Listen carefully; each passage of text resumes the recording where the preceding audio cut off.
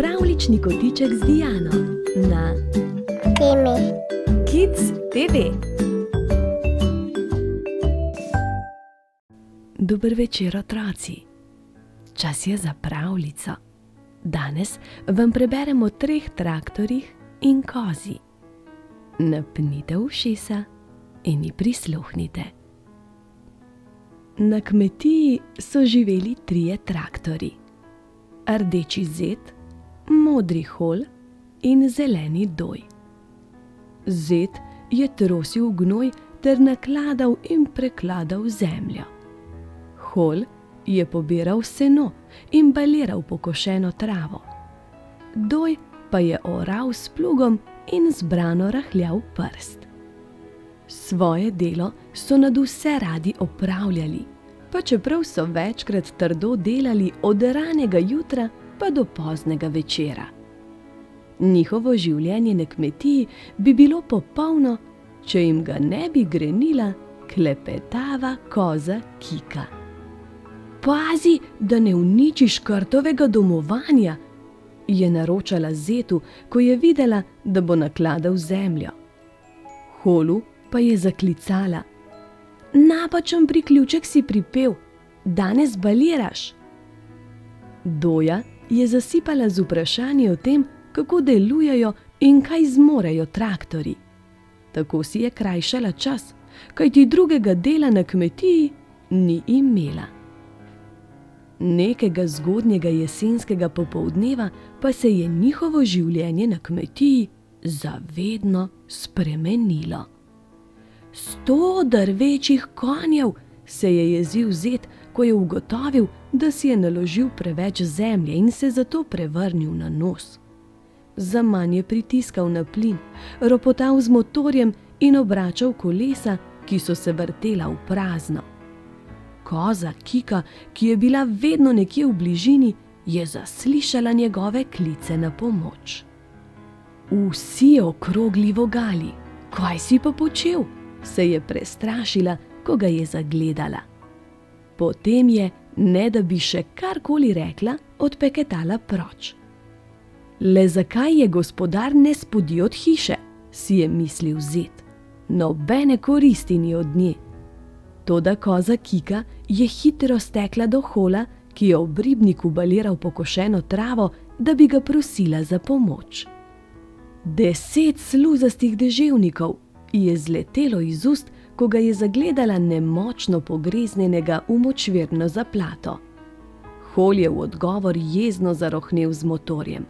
Samo tebe se je še manjkalo, je zabrusil.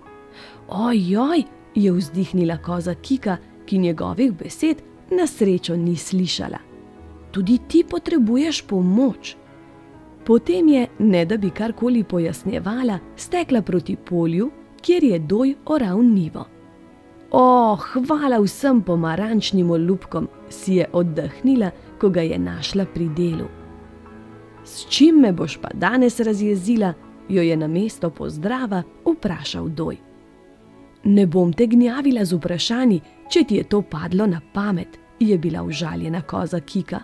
Po pomoč sem prišla. Kdo jo pa potrebuje? Se je začudil doj. Zed in hol, je hitro rekla. Doj jo je nejeverno pogledal, koza Kika pa je nadaljevala. Zed se je prevrnil na nos, hol pa je obtičal v močvirju zraven ribnika, je na kratko poročala. Upam, da si nisi vsega izmislila, je v njeno pripoved še vedno dvomil doj. Koza Kika se je pretvarjala, da ni slišala, kar je rekel, in je trmasto vztrajala pri svojem, dokler ni doj menjalne ročice potisnil v najvišjo prestavo. Stoj, stoj, stoj, se je za njim zapodila koza Kika. S teboj grem. Doj še nikoli ni prevažal koze, a še preden je odprl usta, da bi ugovarjal, se je koza Kika že povzpela na njegov sedež.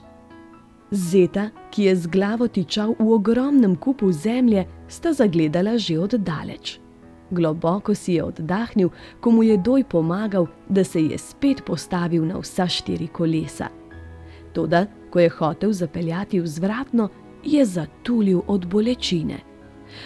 Avč, moje vezi, moje vezi. Koza Kika je hitro stekla po škatlo, v kateri je bila prva pomoč, in mu vezi namazala z mazilom. Potem mu jih je trdno povila.